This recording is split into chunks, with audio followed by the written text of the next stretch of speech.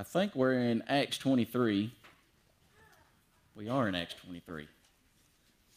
It's been a couple of weeks because last week was the marriage class.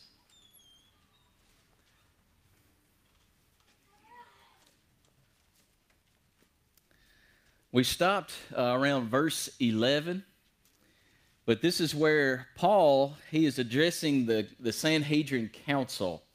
He had finished his third missionary journey, went to the temple, cleansed himself, came out, and there was a mob. Okay, they're angry at Paul because, well, they've charged him falsely of bringing Gentiles into the temple, which is a no-no.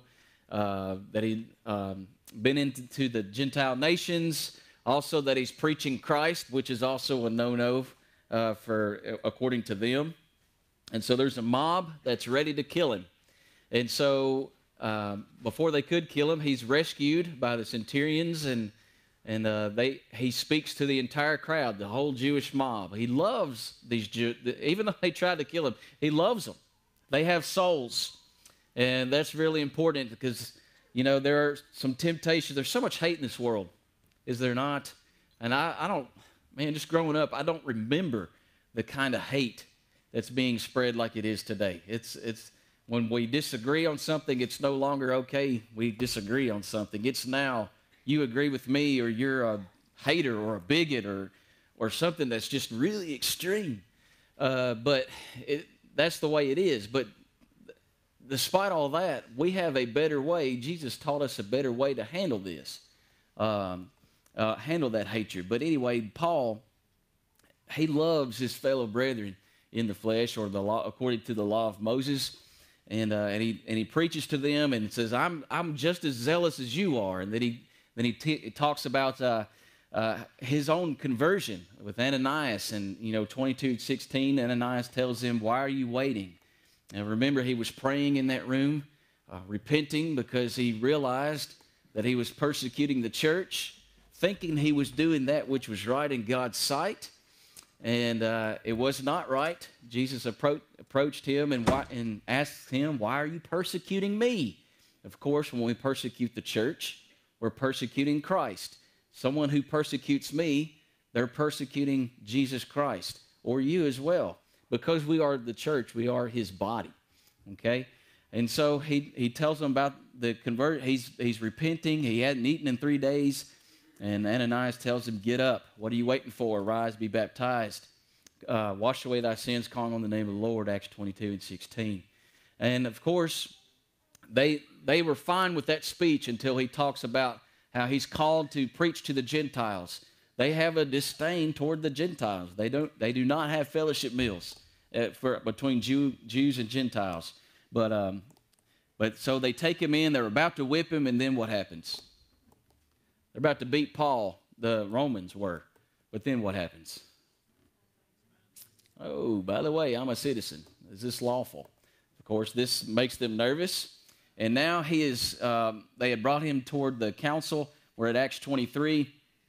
And now he is about to address the council and be tried there. Like I said, we ended kind of at verse 11. And we'll continue there, but let's go ahead and just read from verse 1.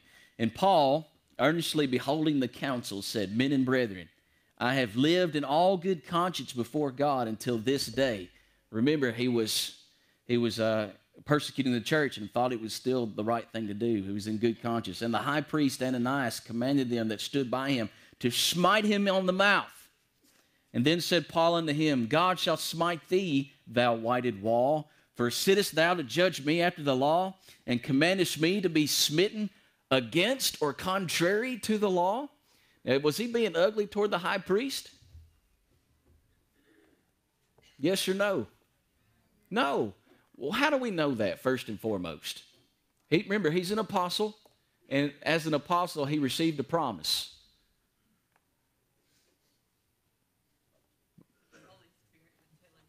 That's it. Remember, Christ told the apostles, he said, do not even think about what you're going to say when you're on trial, because it's going to be given to you what to say. So first off, no, he was not, okay? But they thought he was. Let's continue. Verse 4, and they stood by. Revilest thou God's high priest? Here's a wake-up call. Verse 5, then said Paul, I wish not, brethren, that he was the high priest. For it is written, thou shalt not speak evil of the ruler of thy people. I didn't know he was the high priest. Why would he ask that or say such a thing?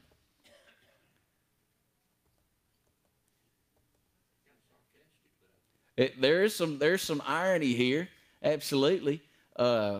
Remember, he was slapped in the mouth against the law. He's not acting like a high priest. Okay, if he was such a high priest, would he not obey the law? Paul was not found guilty by any means, and yet they've already went forth a punishment toward him. That's against the law. Not allowed to do that. Okay, he's not behaving like a high priest. Okay, remember 2 weeks ago we talked about how some people will say, well, I didn't know you were a Christian. Oh boy, I would hate for anybody to say that towards me based off my behavior. Now, sometimes I do see brethren that I did not know were members of the church, but sometimes when we find out that they're members of the church, there's some joy that overcomes. Hey, you're part of the Lord's church also. That's great. That has nothing to do with what I'm talking about here. But some people could say to others who are not behaving Christ-like, you're behaving like that and you call yourself a Christian? Okay, that's a wake-up call right there. All right, we do not want to behave in such a way to where the world perceives us differently than what we claim to be. All right, verse... Is this Ananias the same Ananias that made the things fall off of his eyes? I don't think so. No. And this is Ananias. This is the high priest. Ananias, yes, ma'am. You're talking about Paul when he comes in and tells him to rise and be baptized. No, it's a different. Ananias was a popular name, and so this is a different Ananias. That's a great question. I appreciate that. Verse 6. But when Paul perceived that one part were Sadducees, I love this, and the other Pharisees, he cried out in the council, men and brethren, I am a Pharisee, the son of a Pharisee, of the hope and resurrection of the dead, I am called in question. Okay, so what's going to happen here? He sees some Sadducees and then he says something else. He's going to start an uproar here because the Sadducees didn't believe in the resurrection of the dead. Okay, they didn't believe that. Let's see. In verse 7, and when he had so, there arose a dissension between the Pharisees and the Sadducees, and the multitude was divided. Very good. Here we go. For the Sadducees say that there is no resurrection, neither angel nor spirit, but the Pharisees confess both. Verse 9, and there arose a great cry. The scribes that were of the Pharisees part arose and strove, saying, we find no evil in this man. But if a spirit or an angel has spoken to him, let us not fight against God. And when there arose a great dissension, the chief captain, fearing lest Paul should have been pulled in pieces of them, commanded the soldiers to go down, take him by force from among them, and to bring him into the castle. Verse 11, comfort right here. And the night following, the Lord stood by him and said, be of good cheer, Paul, for as thou hast testified of me in Jerusalem, so must thou bear witness also at Rome. Now tell me why this is comforting. He's going to Rome. Right now he's in Jerusalem. He could say anything he wanted to as far as preaching the gospel to anyone in Jerusalem, and he knows for a fact that he's going to be okay. He'll be safe. Why? Because he's going to Rome. A guarantee from the Lord. Okay? How comforting that is that the Lord is with us when we preach the gospel. Now, that's something that you and I need to keep in mind because there's a temptation, isn't there? How often is it that we choose not to go to somebody to preach or teach or even talk about the gospel because of what? What's the number one reason?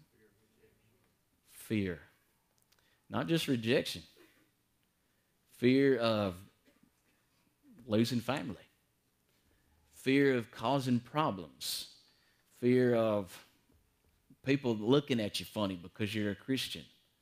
But let me ask you this. Is that excuse going to ride? I would say not. I would say not. The Lord's on our side.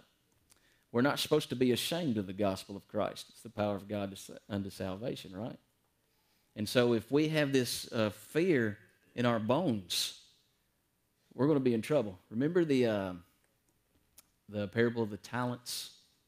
One man received 5, the other received 2, the other one received 1. 5-man talent. What did he do? What did he do with those talents? He multiplied them, doubled them, right? Same thing with the 2-man talent or 2-talent man. He also doubled them. Both of them received the same reward, did they not? He gives the talents according to their ability or to how they can handle whatever. The 1-talent man didn't do anything. What did he do with his talent? Buried it. Why would he do such a thing? Fear. Fear. He's scared. And so, therefore, he is considered a rebel. He's considered a lazy servant. And therefore, his reward was what? Punishment, everlasting punishment, where there be weeping and gnashing of teeth. Friends, we got to remember that. We have to remember that. If there's an opportunity, pray. Please pray every day. Give me some soul today that will listen. And how encouraging it is when one does listen, right?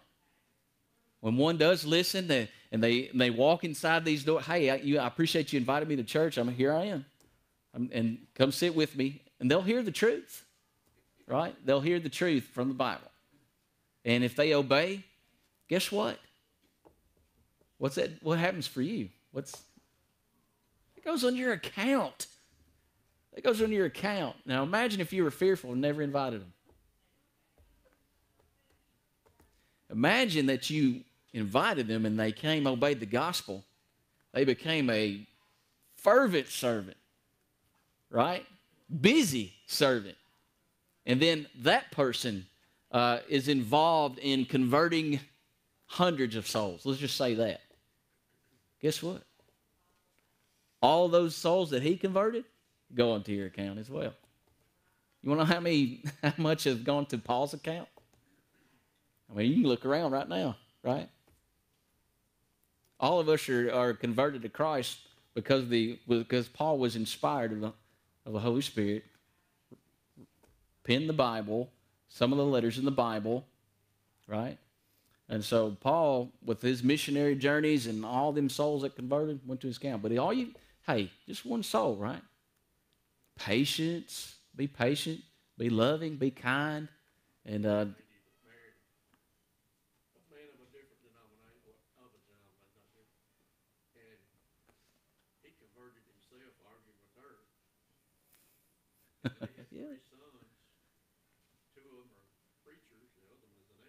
Wow. You know what I've told you this. Y'all should know what led me to my conversion. Anger. I was a member of a man-made church, and I visited with, she was my girlfriend at the time, but I visited with Erica to the congregation and told her I wanted to become a member there, and she said, "You're not a Christian." What? Who are you to judge me? I'm going to prove you wrong. I mean, sir, absolutely. But you know what that did? Led me straight to the Scriptures. He did it debating other people, so I converted myself. There you go. So, but all it takes, man, is someone that knows and has that guarantee that the Lord is on our side. If the Lord be with us, who could be against us, right? Yeah, you'll receive persecution. People will look at you like a weirdo, like look at you, a Bible thumper, right? All that. Yes, ma'am.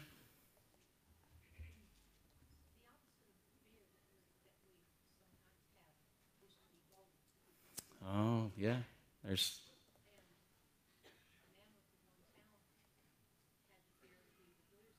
Mm-hmm. He did lose it. Yeah.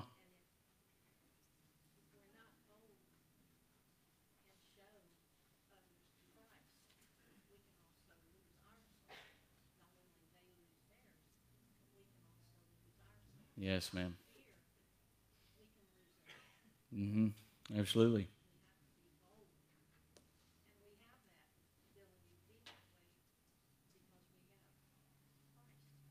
Absolutely. Very good. We really have nothing to lose but the world. We have everything to gain and lose the world. What would you rather have? Eternity.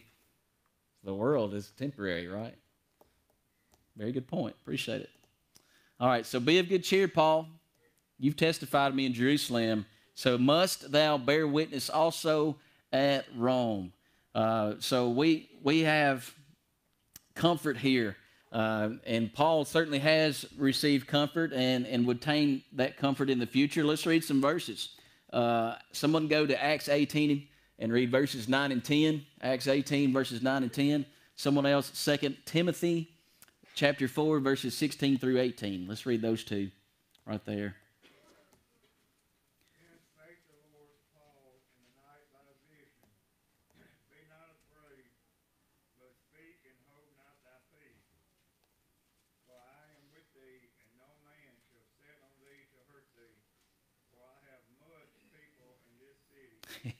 Hold not thy peace. Certainly easy to do in this building, isn't it? Oh, I could go up here and just preach and preach and preach, and it's easy because I'm around people with like-mindedness. Break. This is our vacation, if you will. This is our day off from the works that we're supposed to be doing for the Lord. Okay, this is the easy day, right? But yes, speak boldly. Hold not thy peace. I am with thee, and nobody's going to hurt you. You know, honestly, people could hurt us physically here, right? Also kill us. Certainly could. Are we supposed to fear those people? Who are we supposed to fear? The one who could destroy the body and the spirit, right? Hey, someone murders me because I'm preaching the gospel, guess where I'm going? Heaven. All right?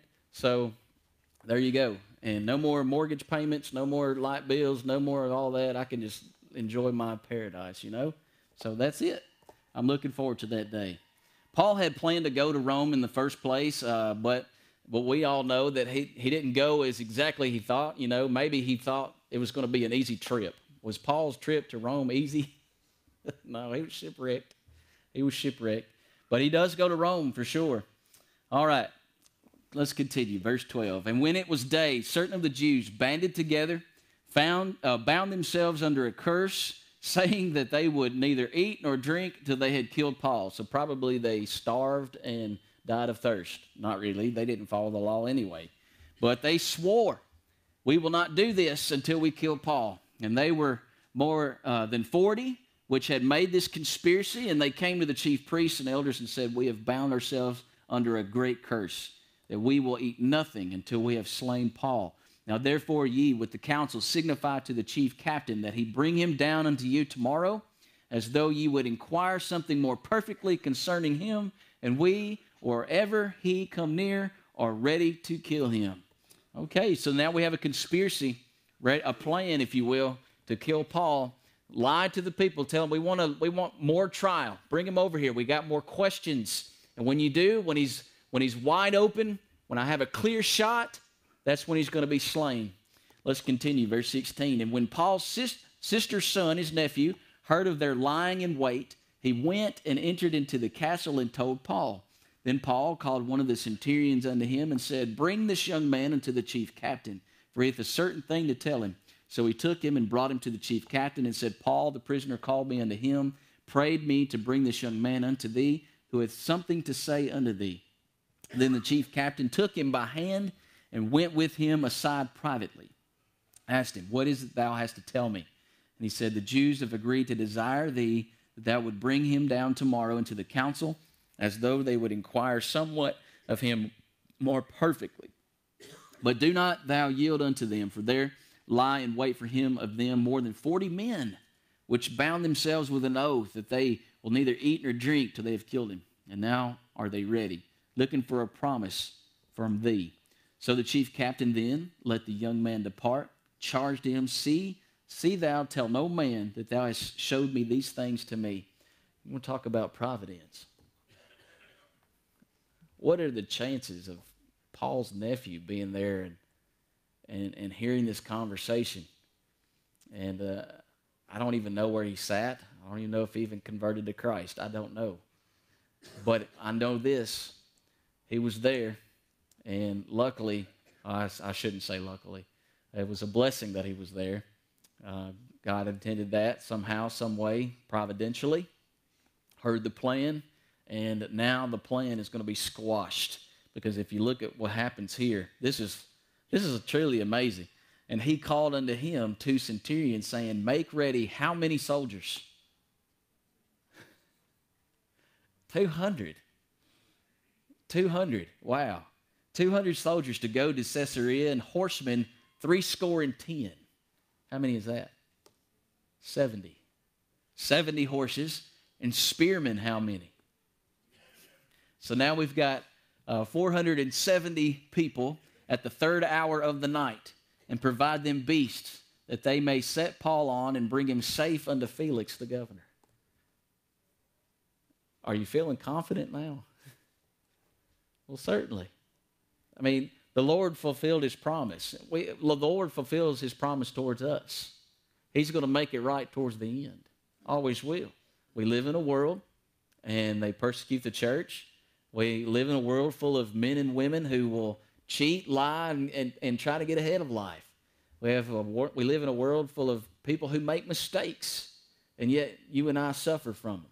We suffer from sin. We suffer from all these things. But if we are right in God's sight, he makes it right in the end, does he not? And that's something that many struggle with. Many struggle with. He's going to make it right in the end, no matter what. That's why we've got to see afar off instead of here in the now. Okay? Any comments so far about Paul's amazing event here? Okay, good deal. So a lot of people is pretty much sending an army to send Paul to the Roman governor Felix. Let's continue to read. Verse 25. And he wrote a letter after this manner. Claudius Lysias, unto the most excellent governor Felix, sends greeting. This man was taken of the Jews, and should have been killed of them. Then came I with an army, and rescued him, having understood that he was a Roman.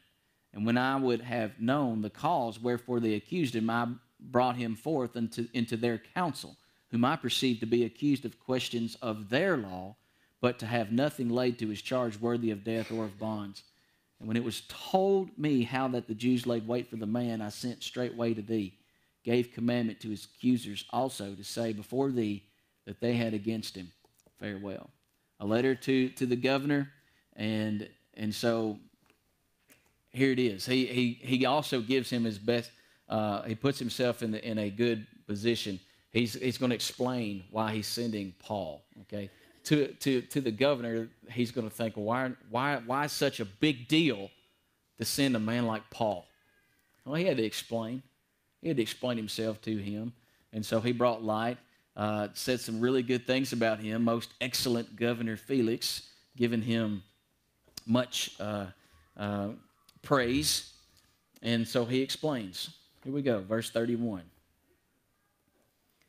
Then the soldiers, as it was commanded them, took Paul and brought him by night to Antipatris.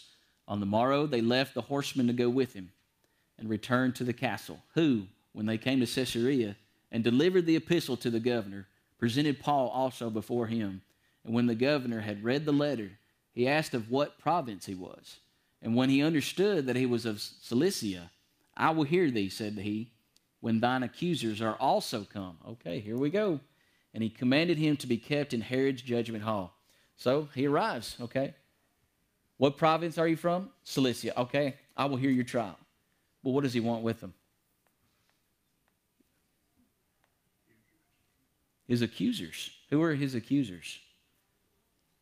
The Jews. We're about to have a big old circus here. So the next day, we have him coming by. He's going to be held captive in Herod's judgment hall, and so he'll be there until he'll be in front of the Roman court, and he'll be there in front of the Sanhedrin. Now, is Paul worried? Why? Huh? Somebody said it? He's got God on his side. He's got the promise of the Lord. He said, you're going to Rome. All right? Say what you need to say. You're going to Rome. There's nothing that he's guilty of. So he has that. What else could you need? Any questions on chapter 23? Because it's going to get fun. Chapter 24. This is where Paul is speaking to Felix. And let's just continue on. And after 5 days, Ananias, the high priest, descended with the elders and with a certain orator named Tertullus, who informed the governor against Paul. So the enemies of Paul had tried mob action to destroy him. They tried conspiracy. We want to hear more from Paul. Why don't you bring him down? We're going to have another trial. And really, that's not what the whole purpose was. He was going to be assassinated, and that's another thing he survived, assassination. But, of course, they were without success, and now they're going to bring in another trick out of their bag of tricks with this man, a certain orator. What's an orator? Not just a speaker. I'm a speaker, but an orator is an elegant speaker. He knows how to talk in ways that will make people listen, and you're going to see it here in his speech. He's going to butter Felix up quite a bit, even though that's not the truth on how he feels about Felix. But this is another bag. This is like the best lawyers, if you will. There's a lot of illustrations that come to mind, but I'm not going to bring that up. But anyway, so they've got them a fancy lawyer to try against Paul. Here we go. And when he was called forth, Tertullus began to accuse him, saying, seeing that by thee we enjoy great quietness, and that very worthy deeds are done unto this nation by thy providence, we accept it always in all places, most noble Felix, with all thankfulness. Felix, it's because of you we have peace here, and you are so noble. We love you. And notwithstanding that I be not further tedious unto thee, I pray thee that thou wouldest hear us of thy clemency a few words. So how does he begin his speech? He's complimenting the governor. And he says, look, it's so quiet here. We've enjoyed it. We've enjoyed being under your rule. Which, how do the Jews really feel about the Roman oppression? We're glad that you're here, man. You made us better. I feel safe and protected. Yes, take my taxes. I don't care. That's exactly how they did not feel. But here we go. He's an orator. He knows how to talk. And it makes it interesting because I think, yes, Tertullus did not mention a historical fact here, or at least it wasn't recorded in God's word. Felix did something pretty bad to a certain high priest in the past, in Jonathan. Jonathan was a high priest, and Felix played a role in Jonathan's assassination. But he had the gall. He hated Paul so much that he would join or try to butter up the Romans. Hated Paul that much to try to get Paul killed.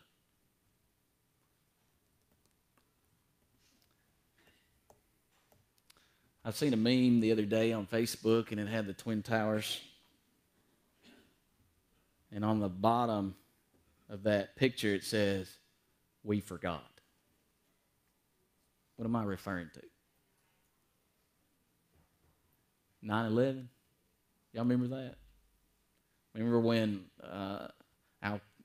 whatever organization, Al-Qaeda, ISIS, it's all the same to me. I don't know. It's just terrorists with a religion that is associated with that, and yet the world is going toward that. and sympathizing with that. The world hates the truth in Christianity so much, they would rather sympathize and encourage another organization that hates them. Sharia law, right? The irony of that, the United States helped them when they were fighting Russia. Well, I don't know my history as well as you do, but wow, that's something. But we forgot who did something like that, right? That was the scariest day. And believe it or not, that was 18 years ago. We're about to have, this is kind of going off to the side, we're about to have people in high school from freshman to senior who were not even born when that event occurred. They don't even know what that day was like. I remember I was in college and I was getting dressed, getting ready for class, and the news was on, and I remember seeing the building and it was on fire. I didn't think anything of it. I just told my roommate, I said, some knucklehead ran into the building, man, with an airplane. And then I saw live another plane hit the building. That was the scariest day. I think everybody probably remembers where they were at the time. I agree with you. Here we are, and they're thinking, you know what? It's on our soul now. And they're thinking, Armageddon, end of times. I remember the lines to the gas station filling up their cars that day. How we've forgotten that day, right? I say we, generally speaking. I have never forgotten that day. But that brings up the point that the Jews here hate Paul and the truth so much that they're willing to butter up to the Romans to get their way. Reminds me of somebody else who suffered because of that. Who would that be?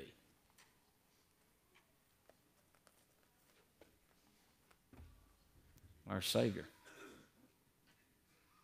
Hated him so much. Doesn't matter how much good he did.